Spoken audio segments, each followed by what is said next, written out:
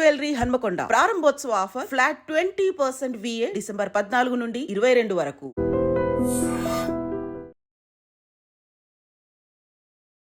నమస్తే, నేను Kavitha. Welcome to I dream. Spinner Ravichandran Ashwin ఒక కీలకమైన సంచలనమైనటువంటి నిర్ణయం తీసుకున్నారు. సుదీర్ఘ క్రికెట్కు గుడ్ బై చెప్తున్నట్టుగా ప్రకటన చేశారు. అన్ని ఫార్మాట్ల నుంచి రిటైర్మెంట్ తీసుకుంటున్నట్లుగా అనౌన్స్ చేశారు. ఎందుకని ఇంత సడన్ డెసిషన్ తీసుకోవాల్సినటువంటి అవసరం ఏర్పడింది? తర్వాత ఎవరు ఆ స్థానాన్ని భర్తీ చేస్తారు? మనతో పాటుగా ఉన్నారు sports analyst, cricket commentator Venkatesh గారు. వెంకటేష్ గారు, నమస్కారం అండి. ఎందుకని ఇంత సడన్ డెసిషన్ రవిచంద్రన్ అశ్విన్ తీసుకున్నారు? ముందుగా ఒకటి చెప్పాలండి, ఇప్పుడు మిడిల్ ఆఫ్ ఆస్ట్రేలియన్ టూర్ ఒక ఇండియన్ క్రికెటర్ రిటైర్ అవ్వడం ఫస్ట్ టైం ఏం కాదు. మీకు 2014కి వెళ్తే మహేంద్ర సింగ్ ధోని ఇదే రకంగా మిడిల్ ఆఫ్ ద టూర్ అతను కెప్టెన్, అప్పుడు కెప్టెన్సీ నుంచి టెస్ట్ క్రికెట్ నుంచి సడన్గా రిటైర్మెంట్ అనౌన్స్ చేసి ఇలాగే టెస్ట్ మ్యాచ్ ఆఖరి రోజున. సో ఇది మళ్ళీ జరిగింది. అదే దీని వెనకాల ఏదో సడన్గా అతనికి టీమ్ కెప్టెన్ కానీ కోచ్ కానీ ఏదో గొడవలైనవి, లేకపోతే సెలెక్టర్స్ కానీ సడన్గా ఏదో అతను నిర్ణయం తీసుకున్నాడు. దీంట్లో ఏదైనా ఒక కాన్స్పిరసీ థియరీ ఉందని నేను అనుకోను. ఒక కుట్రకోణం కానీ లేకపోతే ఎలాంటి వివాదానికి కానీ అవకాశం ఉందని అనుకోను. ఎందుకంటే అశ్విన్ ఏజ్ చూసుకుంటే ఈజ్ 38. మీరు రీసెంట్గా అతను ఆడిన సిరీస్ అగేన్స్ట్ న్యూజిలాండ్, ఆడిన సిరీస్లో అతను ఏమాత్రం బాగా పర్ఫామ్ చేయలేదు. వాషింగ్టన్ సుందర్కి ఛాన్స్ ఇచ్చారు ఆ సిరీస్లో.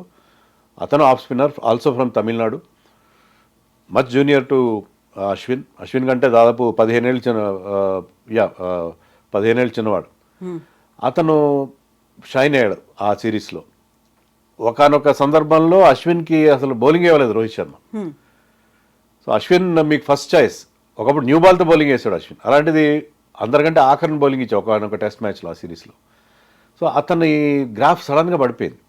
So he is not getting wickets even at home. Even at home అనేది చాలా ఇంపార్టెంట్, ఎందుకంటే అతను వచ్చిన ఎక్కువ వికెట్స్ హోమ్లో వచ్చినాయి. రెండోది, ఈ సిరీస్లో అతను ఉన్నాడు, ముగ్గురు స్పిన్నర్స్ ఉన్నారు. దాంట్లో ముగ్గురిని 3 మ్యాచ్లు ఆడించారు. అశ్విన్ పింక్ బాల్ టెస్ట్లో ఆడాడు, పెద్దగా పర్ఫామ్ చేయలేదు, బ్యాటింగ్ కూడా పెద్దగా చేయలేదు. సో అతను ఇంకా టీంలో మళ్ళీ అతనికి రిమైనింగ్ 2 టెస్ట్ మ్యాచెస్లో అతనికి ప్లేస్ ఉండే అవకాశం కనబడట్లేదు ఫర్ 2 రీజన్స్. ఒకటి ఏంటంటే జడేజా చాలా అద్భుతంగా బ్యాటింగ్ చేశాడు, థర్డ్ టెస్ట్లో మనం డ్రా చేసుకోవడంలో అతను కీ రోల్ ప్లే చేశాడు. రెండోది ఏంటంటే మీకు నితీష్ కుమార్ రెడ్డి 5th బౌలర్గా మనకి బాగా అంది వచ్చాడు. 5th బౌలర్ కంటే కూడా batsmen who can bowl. So అతను ఉండగా మీరు రిమైనింగ్ 2 టెస్ట్ మ్యాచ్లో యూజువల్గా మనం ఏంటి మెల్బోర్న్లో కానీ సిడ్నీలో కానీ కొంచెం స్పిన్నర్స్కి అనుకూలంగా ఉంటుంది. గతంలో కూడా మన 2 స్పిన్నర్స్తో వెళ్ళిన పరిస్థితి ఉంది. కానీ ఇప్పుడు ఆ పరిస్థితి కనపట్లేదు, ఎందుకంటే నితీష్ కుమార్ రెడ్డి బ్యాటింగ్ బాగా చేస్తున్నాడు. అశ్విన్ని జడేజాని పెట్టారనుకోండి, నితీష్ని డ్రాప్ చేయాలి. ముగ్గురు పేస్ బౌలర్స్ ఎలాగూ ఉండాలి. సో ఆడిస్తే సిడ్నీలో బహుశా స్పిన్కి ఎక్కువగా అనుకూలించి సిడ్నీ, అక్కడ ఆడించే అవకాశం ఉంటుంది. కానీ ఇప్పుడున్న టీమ్ కాంపోజిషన్లో అతను ఉండే అవకాశం లేదు. రెండోది ఏంటంటే వాషింగ్టన్ సుందర్ ఆ రకంగా కూడా పెక్కింగ్ ఆర్డర్లో అతను ముందున్నాడు. ఎందుకంటే వాషింగ్టన్ బాగా పర్ఫామ్ చేస్తున్నాడు అండ్ ఈజ్ బెటర్ బ్యాట్స్మెన్, అంటే లెఫ్ట్ హ్యాండర్. సో ఇవన్నీ ఫ్యాక్టర్స్ తీసుకుంటే అతనికి writing is on the wall. క్లియర్గా అర్థమైన విషయం ఏంటంటే నాకు ఈ రిమైనింగ్ పార్ట్ ఆఫ్ ది సిరీస్లో ఉండే పరిస్థితి లేదు, అలాంటప్పుడు సీనియర్ మెంబర్గా అతను warming the bench has no meaning. So బహుశా ఆ కారణంగా అతను రిటైర్మెంట్ ప్రకటించినట్టుగా నాకు అనిపిస్తుంది. ప్రెస్ మీట్ అయింది టెస్ట్ మ్యాచ్ అవుతానే, అశ్విన్ రిటైర్మెంట్ అనౌన్స్ చేయగానే.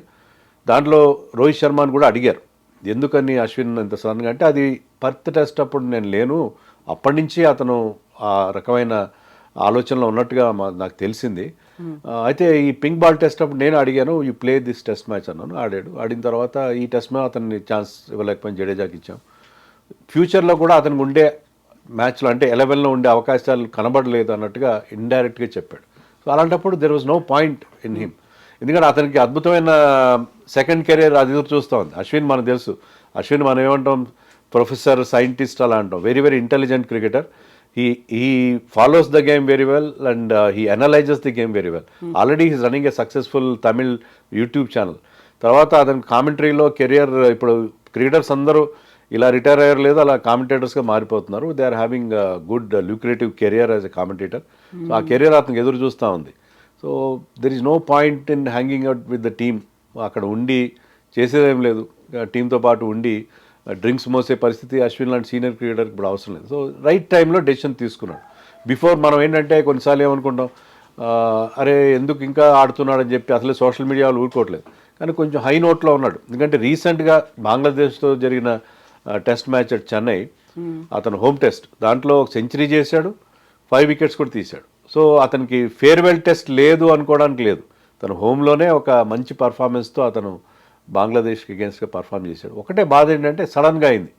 ఇప్పుడు మా టిమ్ సౌదీ నిన్నగాక మనం రిటైర్ అయ్యాడు. అతనికి ఆ టెస్ట్ మ్యాచ్లో బ్రహ్మాండమైన అతనికి ఫేర్వెల్ లభించింది. సో ఫేర్వెల్ టెస్ట్ మ్యాచ్ అనేది ఉంటే బాగుండేది.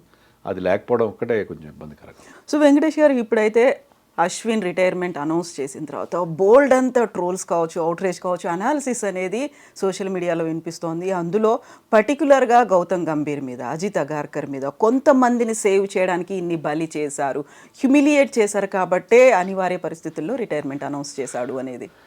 అంటే దీనికి ఎలాంటి ఆధారాలు అయితే లేవండి నాకు తెలిసినంత వరకు. ఒకటి ఉండొచ్చు అంటే ఇప్పుడు కెప్టెన్ మారినా, టీంకి కెప్టెన్ మారినా, కోచ్ మారినా వాళ్ళ ప్రిఫరెన్సెస్, వాళ్ళ ఇష్టాలు మారుతూ ఉంటాయి.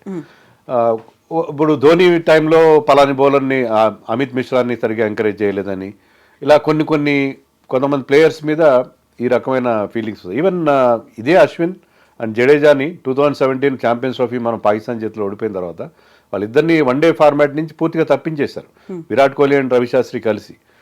తర్వాత ఒక సందర్భంలో రవిశాస్త్రి అప్పటి కోచ్ కూడా ఏమన్నాడంటే, మాకు out side India Ashwin is not our number 1 bowler, Kuldeep Yadav is our number 1 bowler అని ఇండియా కోచ్ స్వయంగా కూడా ప్రకటించాడు. సో కోచ్ల ఇష్టాలు మారుతూ ఉంటాయి. ఇప్పుడున్న పరిస్థితుల్లో నన్ను అడిగితే ఏంటంటే వాళ్ళని కూడా మనం పూర్తిగా తప్పుపడడానికి లేదు. అజిత్ అగార్కర్ కానీ, గంభీర్ని కానీ, టీమ్ కెప్టెన్గా ఉన్న రోహిత్ శర్మన్.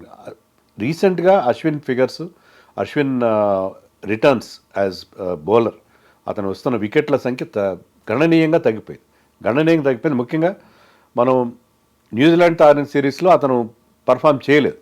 న్యూజిలాండ్ టీంలో లెఫ్ట్ హ్యాండర్స్ ఎక్కువ ఉంటారు. Ashwin is always good against left handers. అతనికి వచ్చిన 537 టెస్ట్ వికెట్స్లో ఆల్మోస్ట్ 50% లెఫ్ట్ హ్యాండర్స్ వికెట్స్ ఉన్నాయి. కానీ లెఫ్ట్ హ్యాండర్స్ వికెట్స్ కూడా తీయట్లేదు అతను. ఇప్పుడు కరెంట్ టూర్లో కూడా ట్రావిస్ హెడ్ లాంటి బౌలర్ని అతను అవుట్ చేయలేకపోయాడు, బ్యాట్స్మెన్ అతను అవుట్ చేయలేకపోయాడు. సో అశ్విన్ ప్రతిభ సన్నగిల్లింది అన్న విషయంలో ఎవరికి సందేహం లేదు. Because of age factor 38 years వచ్చినాయి అతనికి. 38 ఇయర్స్ వచ్చినాయి. దానివల్ల అతని ప్రతిభ కాస్త సన్నగిలింది అన్న విషయంలో ఎవరికి డౌట్ లేదు. ప్లస్ ఈ పర్టికులర్ టూర్లో మన రిక్వైర్మెంట్ ఏంటంటే మనకి బ్యాటింగ్ ఎవరు టాప్ ఆర్డర్ సరిగ్గా ఆడలేదు, లోయర్ ఆర్డర్ మీద డిపెండ్ అవుతున్నాం. అక్కడ నితీష్ రెడ్డి ఉన్నాడు, జడేజా బాగా బ్యాటింగ్ చేస్తున్నాడు. Washington Sundar is a better batsmen than Ashwin. గతంలో ఇదే ఆస్ట్రేలియా టూర్లో, మనం లాస్ట్ టూర్లో ఆడినప్పుడు సిడ్నీ టెస్ట్లో విహారీతో కలిసి 42 ఓవర్ల పాటు బ్రహ్మాండంగా బ్యాటింగ్ చేసి మన టెస్ట్ సేవ్ చేశాడు. కానీ ఓవరాల్గా చూసుకుంటే ఏంటంటే అతను 6 టెస్ట్ సెంచరీ ఉన్నప్పటికీ కూడా దాంట్లో ఐ థింక్ 5 ఇండియాలోనే వచ్చి, 1 వెస్టిండీస్లో వచ్చింది. అతను సేనా కంట్రీస్లో అంత పెద్ద బ్యాట్స్మెన్ కాదు, allrounder. Is an allrounder. 3500 runs చేశాడు టెస్ట్లో. బట్ ఇవన్నీ ఫ్యాక్టర్స్ తీసుకుంటే అతను టీంలోకి మళ్ళీ ఫిగర్ అయ్యే అవకాశం, 11లోకి వచ్చే అవకాశాలు తక్కువగా ఉన్నాయి.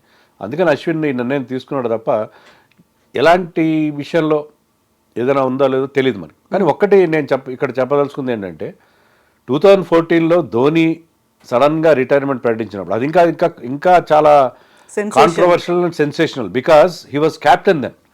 క్యాప్టెన్స్ వదిలేశాడు, టెస్ట్ టీం నుంచి కూడా సడన్గా మిడిల్ ఆఫ్ ది టూర్లో రిటైర్మెంట్ ప్రకటించాడు.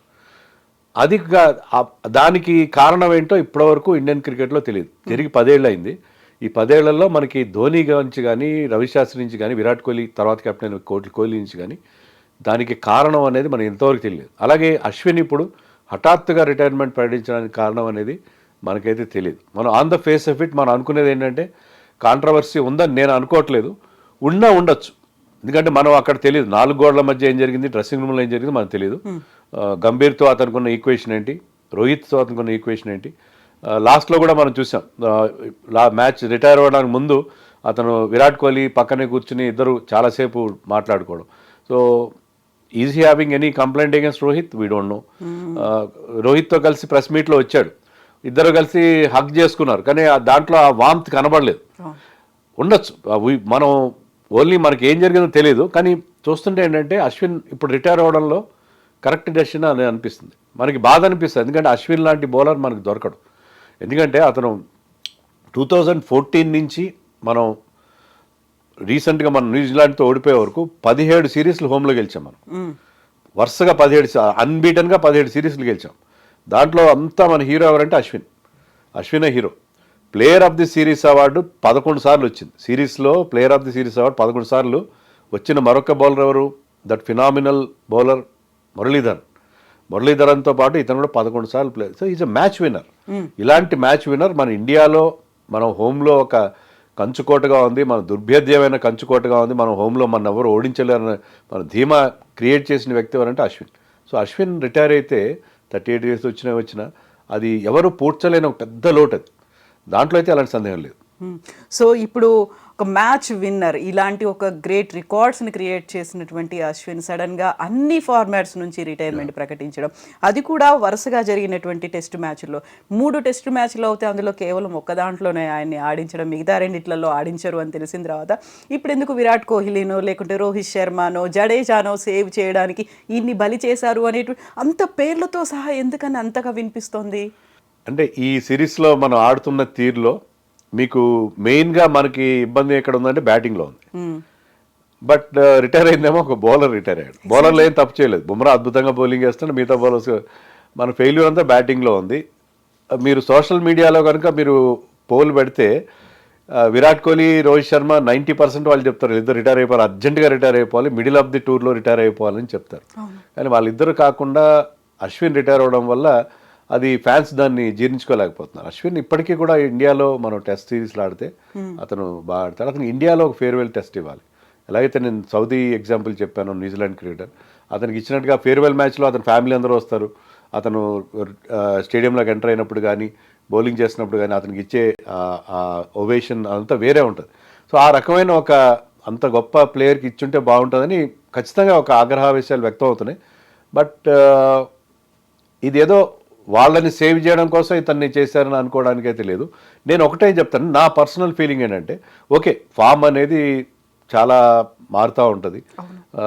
విరాట్ కోహ్లీ నిన్నగాక మన సెంచరీ చేశాడు, 10 టెస్ట్లో సెంచరీ చేశాడు, తర్వాత ఫెయిల్ అయ్యాడు.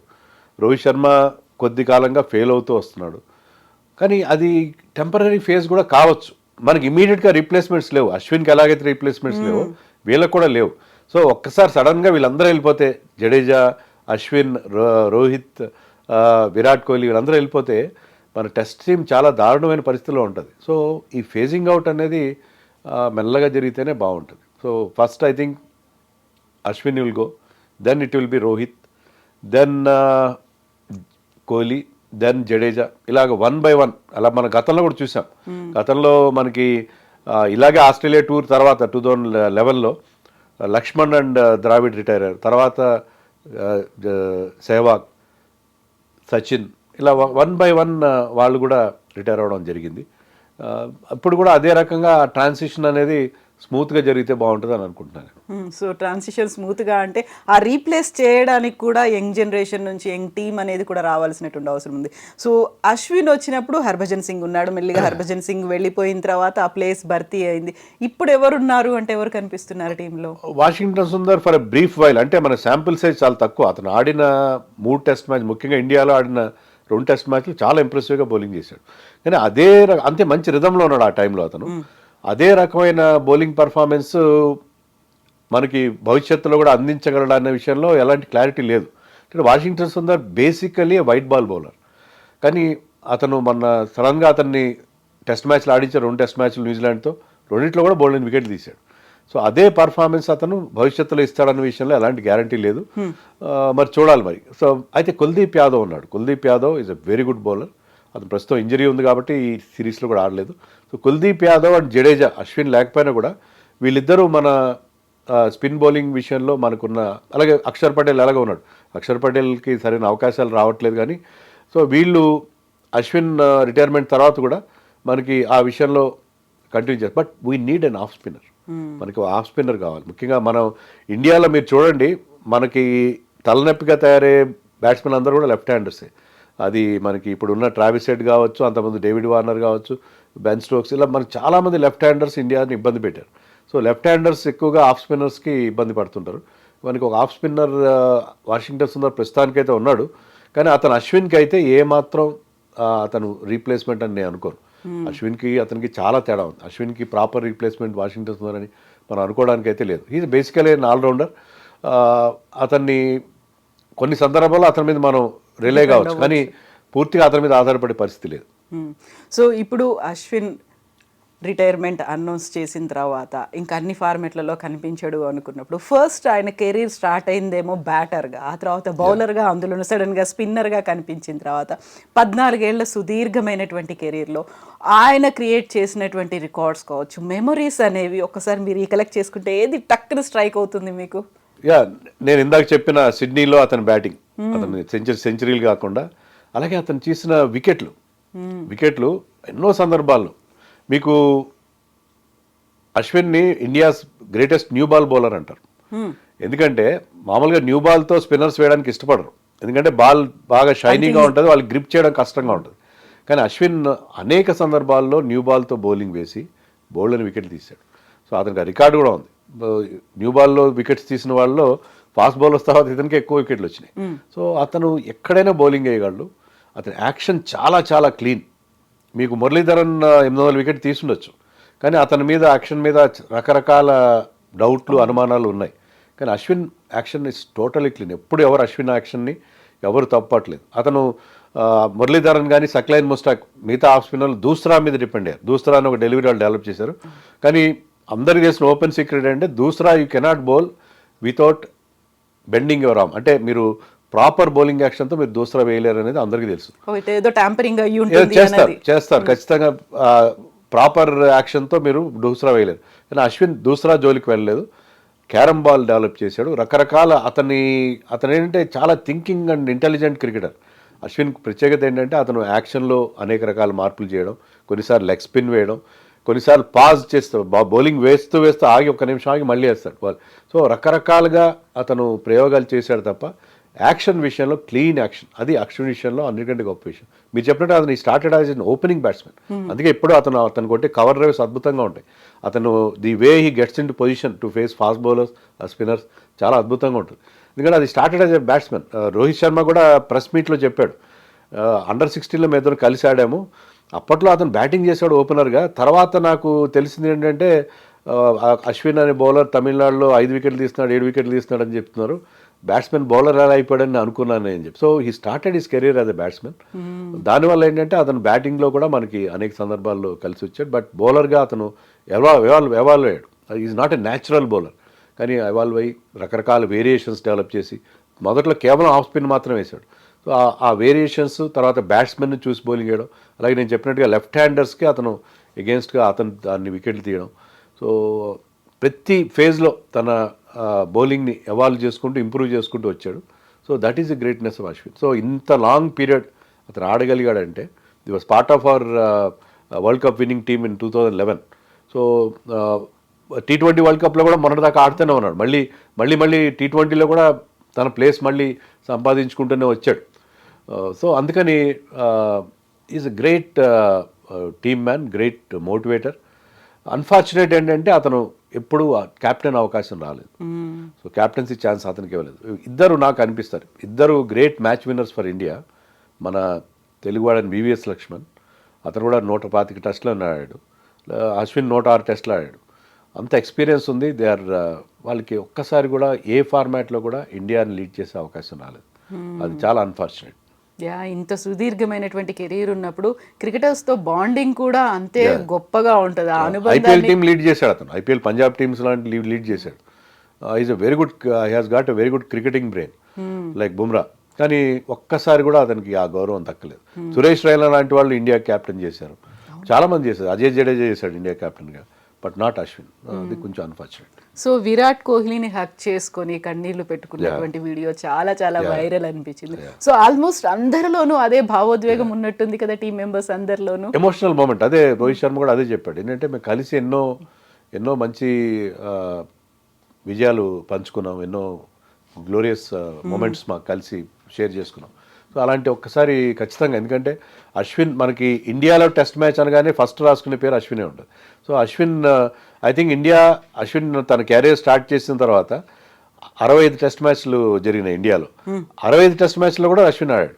సో ఈ never missed in test match in India. After his debut. So ఇండియాలో టెస్ట్ మ్యాచ్ అంటే అశ్విన్ లేకుండా ఊహించుకోవడం చాలా కష్టం. అంత అద్భుతమైన పర్ఫార్మెన్స్ కూడా ఇచ్చాడు. సో అతని record speaks for it self. అద్భుతమైన రికార్డు ఉంది. 37 సందర్భాల్లో 5 వికెట్ హాల్స్ తీశాడు. అది సెకండ్ హైయెస్ట్. మురళీధరన్ పక్కన పెడితే షేన్ వార్న్తో ఈక్వల్గా. In fact Muralidharan and Shane Warne played many more test matches than Ashwin. Muralidharan 130 పైగా ఆడాడు, షేన్ వార్న్ 140 టెస్ట్లు ఆడాడు. Ashwin played only 106 test matches. కానీ హైయెస్ట్ 5 వికెట్ హాల్స్లో వాళ్ళతో సమానంగా అతను ఉన్నాడు. అది అతను గ్రేటెస్ట్. ఆ లోటు అయితే కనిపిస్తుంది రాబోయే ఖచ్చితంగా లేదు. అశ్విన్ మనం లేకుండా మన హోమ్ టెస్ట్ ఊహించుకోలేం. ఎందుకంటే హోమ్ టెస్ట్లో మామూలుగా టర్నింగ్ ట్రాక్స్ ఉంటాయి. ఒక 3-4 ఓవర్లు ఫాస్ట్ బౌలర్స్ వేసిన వెంటనే Ashwin starts warming up and Ashwin బౌలింగ్కి వచ్చేస్తాడు. సో హోమ్ టెస్ట్లో అది మనకి రొటీన్ అయిపోయింది. ఫస్ట్ చేంజ్ బౌలర్ అంటే అశ్విన్. సో అశ్విన్ లేకుండా హోమ్ టెస్ట్ ఊహించుకోవడం ఇన్ ఫ్యూచర్ చాలా కష్టంగా అనిపిస్తుంది. ఎస్, ఎనీవేస్ ఆయనకంటూ ఇంకొక సెకండ్ ఇన్నింగ్స్ అనేది ఉంది కాబట్టి కనీసం వాయిస్ అయినా వినొచ్చు. అశ్విన్ నుంచి మనం బోల్డ్ అంతా క్రికెట్ పరిజ్ఞానం సంపాదించి, ఎందుకంటే he has got lots and lots of knowledge. అతను ఒక యూట్యూబర్గా తర్వాత కామెంటేటర్గా మనతో అంతా షేర్ చేసుకున్నాడు. దట్ వే అదే రోహిత్ శర్మ కూడా అదే అన్నాడు ప్రెస్ మీట్లో, అతను మీతో పాటే ఉంటాడు, ప్రెస్ వాళ్ళతోనే ఉంటాడు, భవిష్యత్తులో మీతో కలిసే ఉంటాడు అని చెప్పి. So he will have a very good, but he might not be available on the field, but of the field ఎప్పుడు కూడా క్రికెట్కి దూరంగా అతను ఉండే అవకాశం లేనే లేదు. సో ప్రొఫెసర్ అశ్విన్ నుంచి మనం బోల్డంత జ్ఞానాన్ని సంపాదించుకునే అవకాశం ఉంటుంది.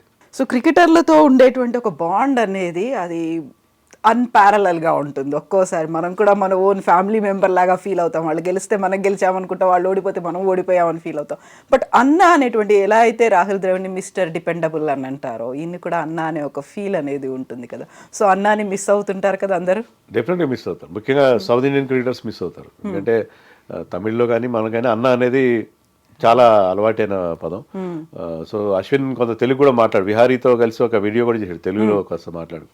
సో అన్న డెఫినెట్గా మిస్ అవుతారు. ముఖ్యంగా సౌత్ క్రికెటర్స్ మిస్ అవుతారు. సో అశ్విన్ యాష్ అన్న will be missed on the field.